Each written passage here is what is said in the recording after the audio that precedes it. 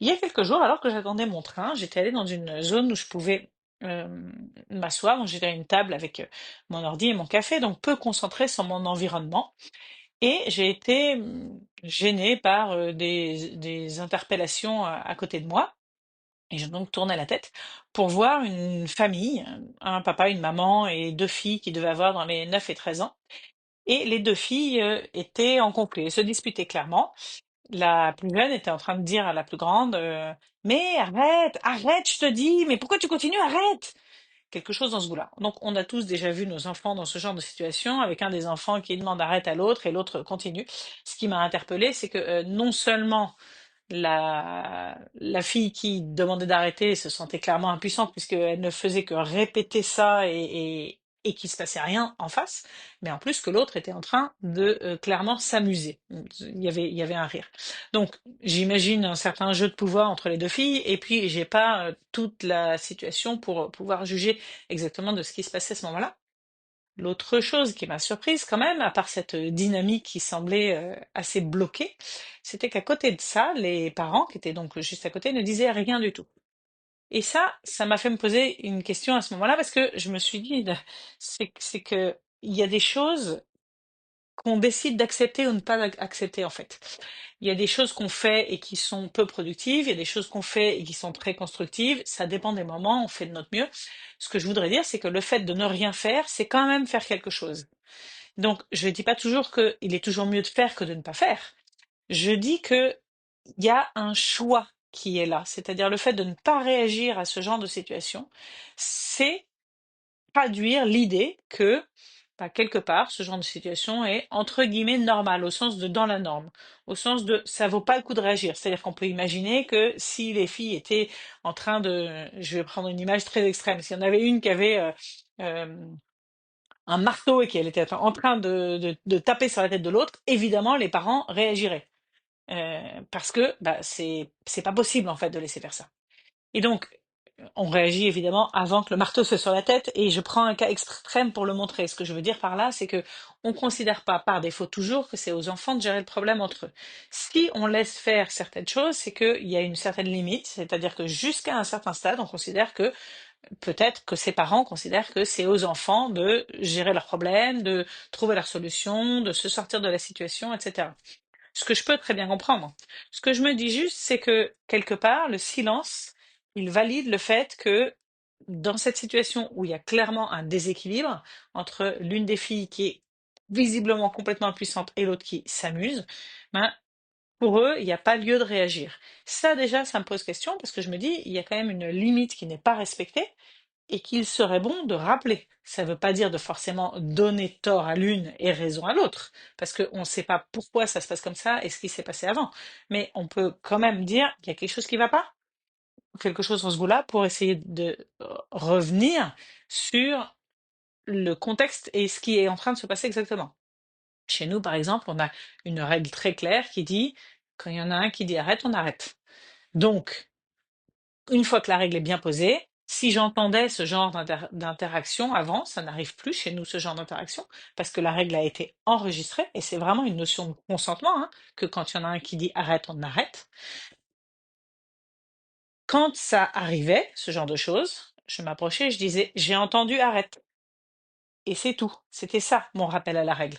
Ça ne veut pas dire que magiquement, sous prétexte qu'on a posé une règle, mes enfants se mettaient à suivre la règle. Ça veut dire que cette règle, elle avait de l'importance et que je faisais attention de la rappeler quand il y avait besoin de la rappeler. Même si je considérais que c'était à eux de régler leurs problèmes à ce moment-là, ce qui pouvait arriver en fonction des cas. Je rappelais quand même cette règle quand elle n'était pas suivie. Donc, la première chose qui m'a surprise ou oui, interpellé est le bon mot, c'est-à-dire qui était pas en accord avec la façon dont moi j'aurais réagi, c'était cette non-réaction des parents. Mais j'ai mieux compris ensuite, puisque un peu plus tard, je me suis donc replongée dans mon travail, et un peu plus tard, et je dirais 10 minutes après, j'ai de nouveau entendu la même fille dire arrête en se plaignant, mais cette fois c'était sur son père. Elle disait arrête papa, mais arrête, mais s'il te plaît, mais vraiment sérieusement, arrête. Et en fait, je me suis de nouveau retournée. Le père était en train de lui faire des petites, je sais pas exactement, des petites chatouilles sur le côté. Il l'embêtait, il l'a touché, il l'a stimulé. Enfin, clairement, il l'embêtait. Alors, peut-être au départ, pour la faire rire, pour essayer de la faire changer d'humeur, j'en sais rien. Encore une fois, j'ai pas le contexte.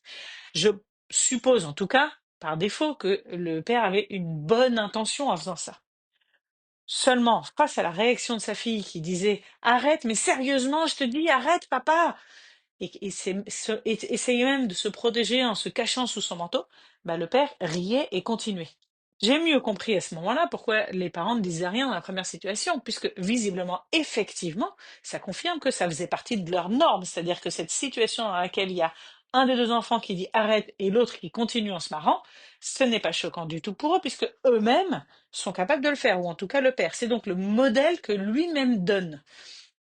Et encore une fois, je juge pas comme ça de but en blanc ce père qui probablement a de très bonnes intentions et a une histoire autour de lui qui lui fait juger le fait que c'est pas très grave cette situation.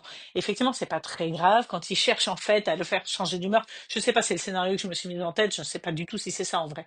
Mais et que voilà, la fille, alors malheureusement ça marche pas à ce moment-là visiblement, mais voilà, il n'est pas en train de lui faire, entre guillemets, quelque chose de grave, en tout cas selon ses critères, et donc pour lui, c'est OK à ce moment-là de pas écouter le arrête. Mais ce que je me dis, c'est qu'il y a un manque de conscience derrière ça. Et c'est pour ça que j'ai eu à cœur de partager cette anecdote, parce que je voudrais que vous qui... je voudrais vous encourager, vous qui prenez le temps d'écouter ce que je suis en train de raconter là, mon anecdote, je voudrais vous encourager à réfléchir à cette situation, à prendre conscience de ce qui se joue à ce moment-là. Parce que là, on touche réellement à la notion du consentement.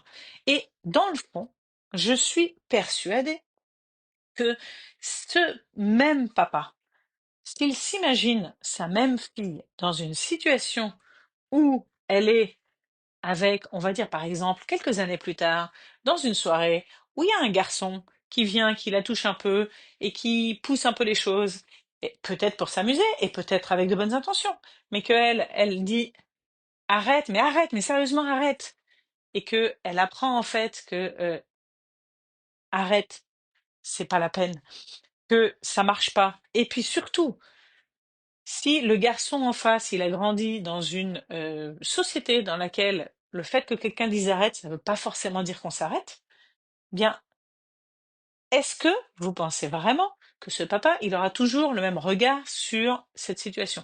Est-ce qu'il trouvera effectivement normal au sens de dans la norme de pas s'arrêter quand sa fille dit arrête? Ou est-ce qu'il dira, il aura tendance à dire non mais attendez, elle t'a dit arrête. Donc, c'est-à-dire que il voit, il aura un regard différent, parce que pour lui, ce sera plus grave que ce qu'il est en train de faire. Et je comprends ça, qu'on puisse faire, entre guillemets, deux poids, deux mesures. Mais pour moi, c'est hyper important d'être clair sur les règles qu'on veut enforcer et le modèle qu'on donne. En fait, si on veut dire à nos enfants, attention, le consentement, c'est important. Le consentement, ça veut dire si quelqu'un est en train de te dire non, il a dit non, et tu respectes ça. S'il n'est pas consentant pour ce que tu es en train de faire, même si c'est un truc léger, il n'est pas consentant, et ça marche pas. Nous, on utilise ce mot de consentement, par exemple, depuis que les enfants sont petits, pour dire un jeu, c'est par consentement mutuel. Et ça m'est venu un jour où ils étaient à la piscine et il y avait une histoire de pistolet à eau. Donc vous voyez qu'on est vraiment dans autre chose que le contexte dans lequel on utilise souvent le consentement. Mais grosso modo, s'il y en a un qui veut jouer au pistolet à eau en arrosant l'autre, mais que l'autre n'est pas d'accord, bah ce n'est pas un jeu. C'est un jeu si les deux ont envie de jouer à ça. Un jeu, c'est par consentement mutuel. Donc ça, c'est quand même un message qu'il me semble très important de passer à nos enfants. Est-ce qu'il y a consentement ou pas? J'ai vu d'ailleurs récemment une vidéo sur les réseaux que j'ai trouvée très intéressante, où il y avait deux adultes, un homme et une femme, qui faisaient un jeu. Alors, je crois pas que ce soit lié au fait que ce soit un homme et une femme, hein. Il se trouve que dans cette vidéo, ça l'était, mais qui faisaient un jeu des mises en situation devant un groupe d'enfants. Et en l'occurrence, par exemple, l'homme demandait à la femme, tiens, tu peux me prêter ton téléphone, s'il te plaît? Et elle disait, ben non, j'ai pas trop envie. Et lui, il disait, mais si, s'il te plaît, c'est parce que c'est juste rapide, je vais pas Et il insiste, et elle dit, non, mais en fait, je préfère pas parce que... Et il dit, mais enfin, c'est quand même pas grand-chose, juste un téléphone, je t'assure, je te le rends. Il insiste jusqu'au moment où elle finit par lui dire, bon, ok, et elle lui tend le téléphone un peu timidement, tout en étant un peu fermé. Et là, il débriefe ensuite en disant aux jeunes, est-ce que vous avez vu ce qui s'est passé? C'est-à-dire que j'ai insisté, mais à la fin, même après avoir dit oui, est-ce qu'elle disait vraiment oui? comment était son langage corporel? Est-ce qu'avec son langage corporel, elle disait oui?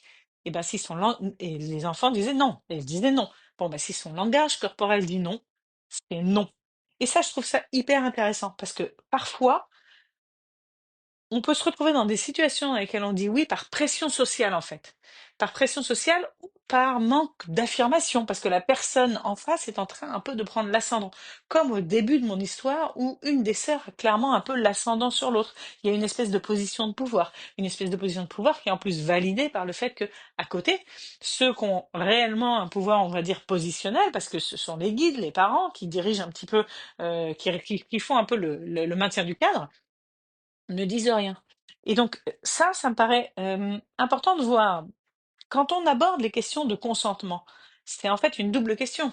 Il y a le fait de savoir dire non, d'un côté, et ça, évidemment que c'est quelque chose à développer, hein, et savoir comment faire en sorte pour que nos enfants sachent, déjà, avant de savoir dire non, il faudrait déjà qu'ils puissent être à l'écoute de ce dont ils ont envie, de ce qu'ils veulent faire, et de ce avec quoi ils sont d'accord ou pas d'accord. Bon, ça c'est encore autre chose, hein, développer la confiance en soi, etc.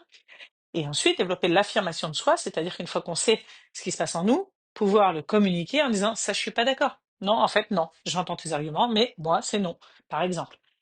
Eh bien, il y a cet aspect-là, mais il y a aussi l'aspect en face de savoir respecter le moment où les autres disent non. Et ça me paraît également une compétence à transmettre qui me paraît fondamentale.